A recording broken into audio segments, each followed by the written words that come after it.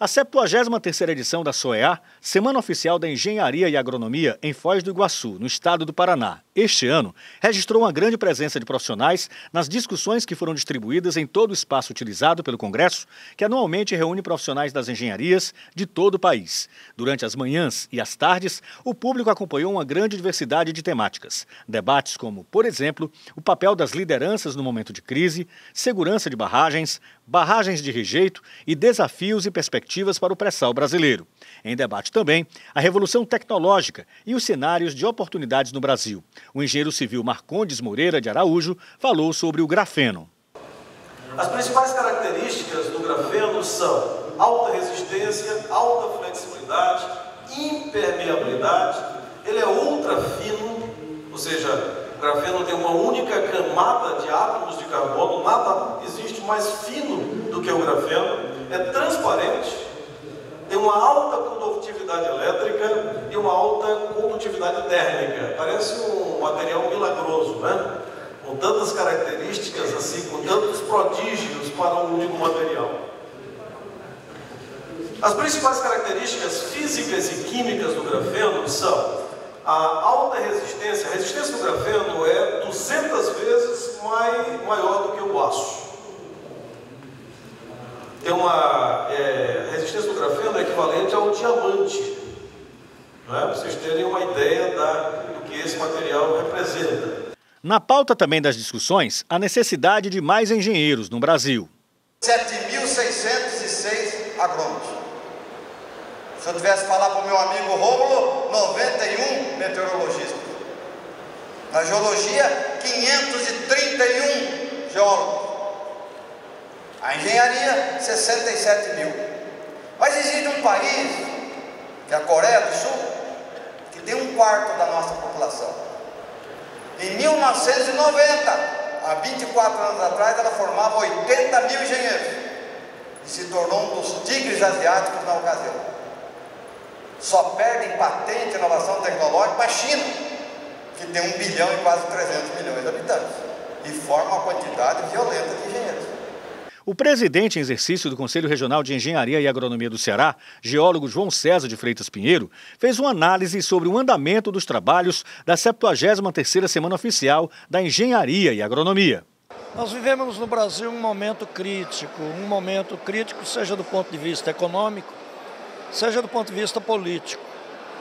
Mesmo assim, nós da Engenharia e da Agronomia estamos conseguindo fazer uma boa SOEA. Diante do nosso esforço, diante do esforço do CONFEA e de todos os CREAs, nós viemos para cá com o CONTEC, são muitos trabalhos técnicos científicos apresentados e muitas palestras sendo apresentadas que são de cunho de formulação de política pública. Ontem, por exemplo, nós tivemos uma boa palestra sobre a questão das barragens brasileiras, tivemos uma palestra excelente sobre o pré-sal, o aproveitamento do petróleo do pré-sal e, de certa forma, um certo descuido com a política do petróleo. Nós devemos ter uma visão um pouco mais aprofundada do que se está fazendo nessa política do petróleo e do gás, essa questão energética, dessa questão da inanição da economia. Enfim, nós da engenharia temos a obrigação de fazer nestas SOEAs propostas para um projeto de Brasil que seja sustentável e menos dependente dos países estrangeiros. Nós somos a 9ª economia do mundo e temos que nos portar na engenharia como a 9ª economia do mundo, dando cartas em determinados setores sem que a gente entregue a nossa soberania, sem que a gente entregue a nossa autonomia. O presidente do CREA Ceará elogiou a escolha dos temas abordados por palestrantes renomados no país e também no exterior. Sem dúvida nenhuma, a retomada da economia. Nós não podemos mais sobreviver no Brasil com uma economia sem uma saída, sem um sinal de luz no final do túnel. Nós sabemos que nós temos pujança econômica, nós temos potencialidade. Ontem, por exemplo, eu fiquei muito impressionado com a potencialidade que pode nos dar o pré-sal.